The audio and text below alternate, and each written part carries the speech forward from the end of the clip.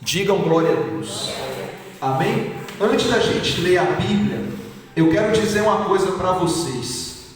A nossa vida, ela sempre passará por um processo, para que o propósito de Deus venha se cumprir na nossa vida.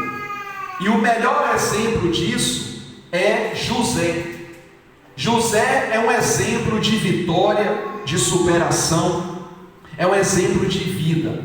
Você sabe que José, desde novo, ele teve a marca da dor. Ele perdeu sua mãe muito cedo, depois foi odiado pelos irmãos, foi vendido. Eu estou resumindo para você entender a mensagem de hoje. E quando ele foi vendido, ele foi parar no Egito. Mas mesmo assim, Deus sempre esteve com ele. E na nossa vida é igual. Às vezes passamos por situações na infância, na adolescência, já na fase adulta, situações de lágrimas, situações de dores, situações difíceis, mas em todos os momentos Deus está conosco. Diga glória a Deus. Olha o que diz a palavra, Gênesis capítulo 39, versículo 1, diz assim: José foi levado ao Egito, e Potifar, oficial de Faraó, comandante da guarda egípcio, comprou dos israelitas que o tinham levado para lá. O Senhor era com José, que veio a ser homem próspero, e estava na casa do seu senhor egípcio. Vendo Potifar que o Senhor era com ele, e que tudo que ele fazia o Senhor prosperava em suas mãos, colocou José perante ele, a quem servia, e o pôs por chefe da sua casa, e lhe passou às mãos tudo o que tinha. E desde que o fizera chefe da sua casa, sobre tudo o que tinha, o Senhor abençoou a casa do egípcio, por amor de José. A bênção do Senhor estava sobre José, tanto em casa como no campo. Então olha para mim, você já vê aí uma pessoa que foi vendido pelos irmãos, foi ultrajado, foi humilhado, e quando chegou numa terra que ele não conhecia, mesmo assim Deus abençoava ele ali. Por quê? Porque José, ele não colocou o sofrimento na frente da esperança de vitória. Nós temos duas opções na vida: colocar o sofrimento na nossa frente, ou colocar a nossa esperança de vitória. Qual você escolhe? A esperança de vitória. Porque o sofrimento sempre vai haver, mas esperança não é para todo mundo. Então, se você está passando por um sofrimento, por uma luta, mas dentro de si há esperança, então eu vou lhe dizer uma coisa: Deus vai te dar uma grande vitória, porque você não colocou o sofrimento na frente, você colocou a esperança da vitória que Deus tem para lhe dar. Diga glória a Deus. A Bíblia fala que José, ele começou a prosperar, começou a crescer, mas aí surgiu uma situação que deixou José com uma fase muito complicada na vida dele. A mulher de Faraó, ela armou uma situação para tentar prejudicar José. A Bíblia diz que José, injustamente, ele foi preso. Para você entender, vamos ler o versículo 20. Versículo 20 diz assim, ó: o senhor de José, que era Potifar, o tomou e o lançou no cárcere, no lugar onde os presos do rei estavam encarcerados. Ali ficou ele na prisão. Então olha para mim, José era chefe da casa de Potifar, agora era um condenado na prisão. Mudou a vida dele da noite para o dia. Ou seja, ele estava bem, e de bem ficou mal.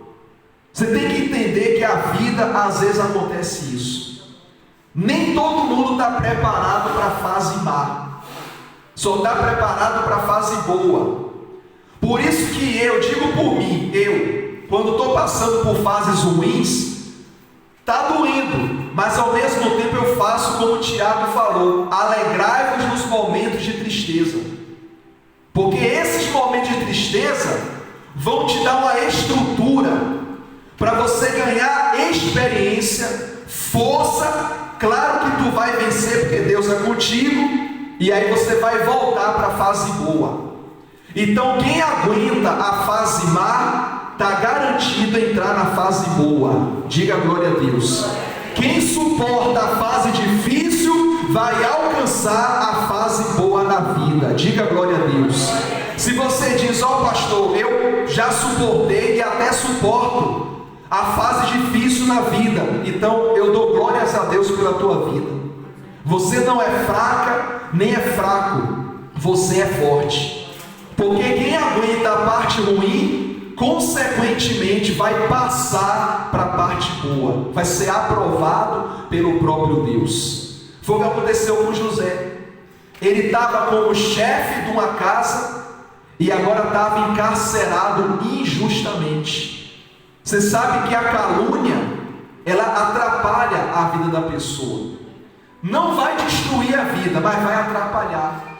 Até provar o contrário, muita gente já pensou algo contra você. Então quando vier uma calúnia, uma difamação, por mais que você se defenda, quem acreditou naquela maldade não está nem aí pela sua defesa, mas Deus está vendo tudo, porque Deus é o justo juiz.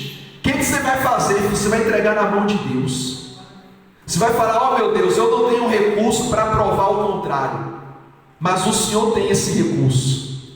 Eu não tenho condições de convencer ninguém, mas o Senhor é quem convence.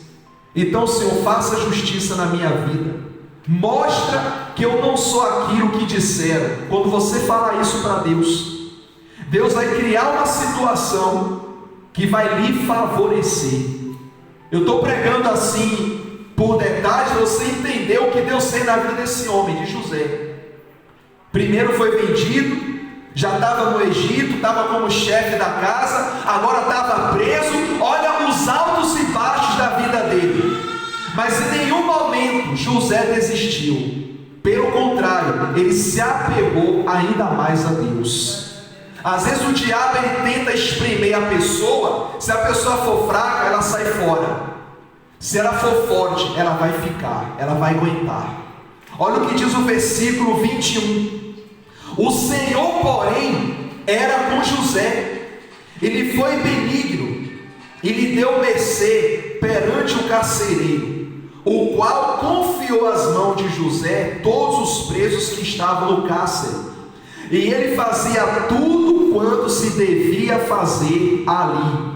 E nenhum cuidado tinha o carcereiro de todas as coisas que estavam na mão de José, porquanto o Senhor era com ele. E tudo que ele fazia, o Senhor prosperava. Olha para mim.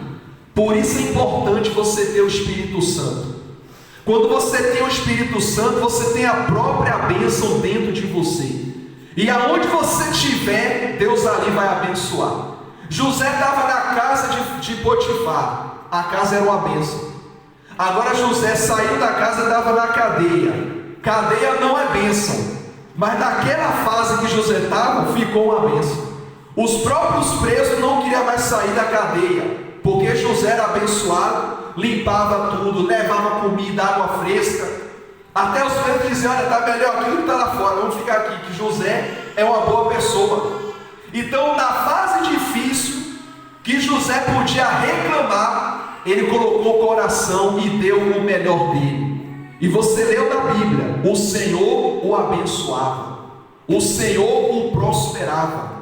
No lugar que realmente é um lugar ruim, José estava feliz, porque ele sabia que ele não tinha feito nada de errado. É a chamada consciência tranquila. Diga glória a Deus. Pastor, eu tenho minha consciência tranquila. Então glória a Deus, fique em paz.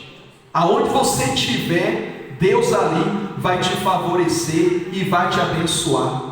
Só que o tempo foi passando e José, com certeza, ele orava: Senhor, me tira daqui. Eu estou aqui no cárcere, não fiz nada, mas os anos estão passando e eu estou nessa situação, me ajuda. Sabe o que Deus fez? Ajudou José.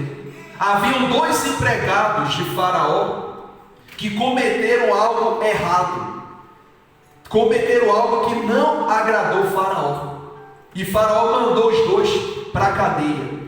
Quando os 2 caíram na cadeia, José cuidou deles, mas teve um dia que os 2 tiveram um sonho. José foi levar o pequeno almoço para os carcereiros, para os presos no caso, e viu a cara deles muito triste. José perguntou: por que vocês estão tristes? E os 2 ex-funcionários de Faraó responderam: olha, eu tive um sonho e o meu colega teve outro sonho. José falou: então diz lá o sonho que eu vou interpretar o sonho para vocês. José interpretou o sonho. Depois que interpretou, um dos que estavam presos voltou para o seu cargo, continuou sendo o copeiro do rei, e o outro foi punido com pena de morte. Cumpriu-se o que José tinha revelado. Aí, para você perceber, olha o que diz o versículo, o capítulo 41. Agora vamos para o capítulo 41. Capítulo 41. Quem encontrou? Diz assim, ó: passados quantos anos? 2 anos. Olha para mim, por favor. Eu só li isso aqui para te explicar uma coisa. Quando José interpretou o sonho dos presos, José falou assim para eles: olha, quando vocês estiverem bem, lembrem-se de mim, porque eu estou aqui preso. Vocês já vão sair, eu estou preso. Um foi punido, mas o outro foi restituído.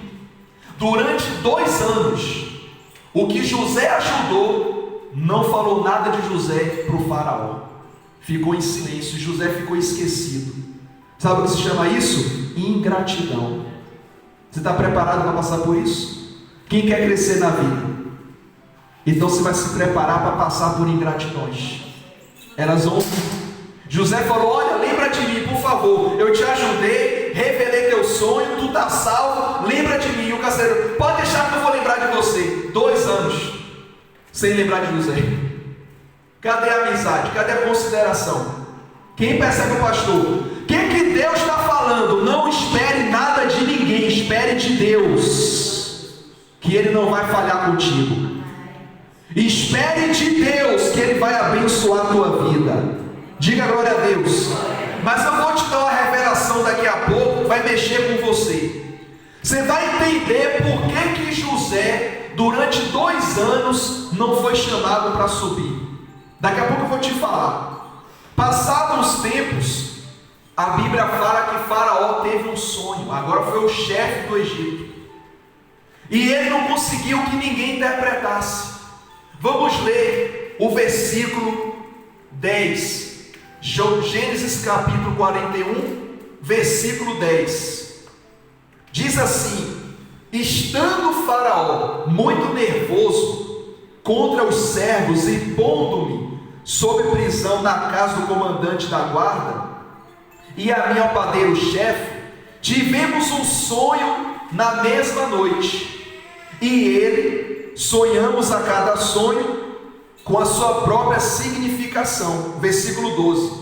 Achava-se conosco um jovem o quê? Hebreu, servo do comandante da guarda. Contamos-lhes os nossos sonhos, e ele interpretou a cada um segundo o seu sonho.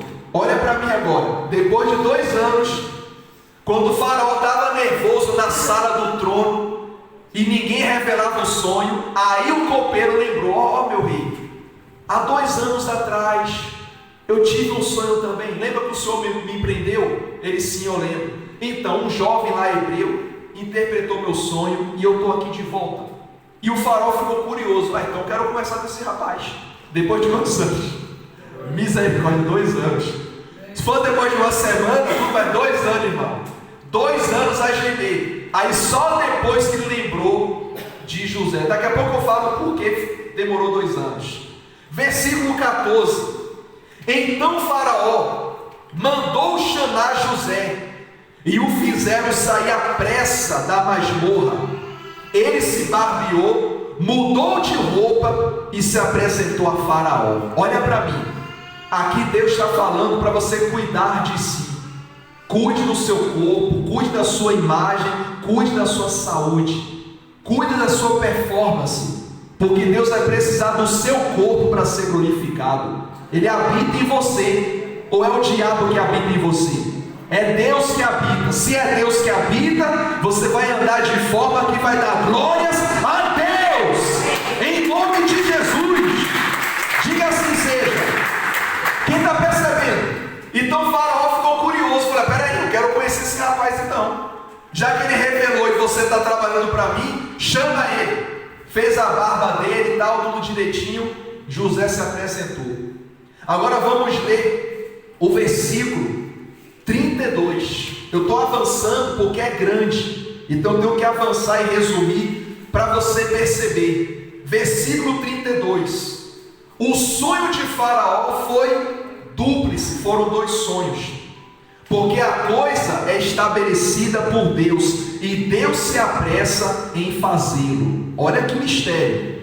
Agora, pois, escolha Faraó um homem ajuizado e sábio, e o ponha sobre a terra do Egito. Faça isso, Faraó, e ponha administradores sobre a terra, e tome a 5ª parte dos frutos da terra do Egito nos 7 anos de fartura. Ajunte os administradores toda a colheita dos bons anos que virão, recolha o cereal debaixo do poder de Faraó para mantimento das cidades e o guardem. Assim, o mantimento será para abastecer a terra nos 7 anos da fome que haverá no Egito, para que a terra não pereça de fome. Então olha para mim, José deu um conselho muito inteligente para Faraó. José falou: vão vir 7 anos de fome e 7 anos de fartura. Nos 7 anos de fome, de fartura, perdão, junte tudo que é cereal, junte tudo e guarde em celeiros. Quando começar os 7 anos de fome, já temos o suficiente para alimentar o Egito e as cidades todas ao redor. Faraó, quando olhou para José, Faraó ficou surpreso, porque um rapaz que não era egípcio, não tinha estudos, só sabia ler e escrever porque o pai o ensinara, teve aquela sábia orientação. E aí, meus irmãos e irmãs, aconteceu o sobrenatural. Eu tenho orado para Deus fazer o sobrenatural na tua vida. Quem recebe isso em nome de Jesus? Aconteceu o sobrenatural. Quando o Faraó ouviu isso, Faraó ficou totalmente entusiasmado. Olha o que diz o versículo 37. O conselho foi agradável a Faraó e a todos os seus oficiais. Então olha para mim, eu vou profetizar que o trabalho das suas mãos vai agradar pessoas altas que confiaram em ti, e tu vai fazer a diferença em nome de Jesus. Vai agradar o chefe e os oficiais ali do seu local de trabalho. Diga glória a Deus. Quem percebe o pastor? O que eu digo para você: dê o seu melhor, coloque o coração, sempre um sorriso no rosto. Aonde eu trabalho, já faz 1 ano e meio que eu estou trabalhando na fábrica. Todo mundo, até as pessoas de idade, falam: nunca vimos o Pedro chateado ou reclamando, está sempre feliz. Ô Pedro, o que é que tu toma para ser sempre assim? Eu tomo é a bênção de Deus na minha vida, é isso que eu tomo.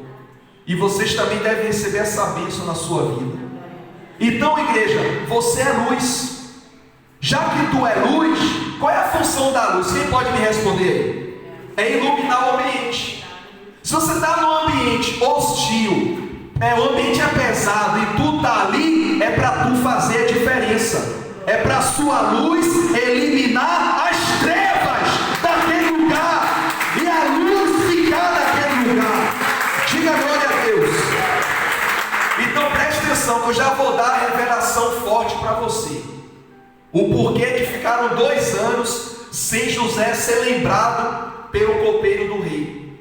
Então o Faraó se agradou do conselho.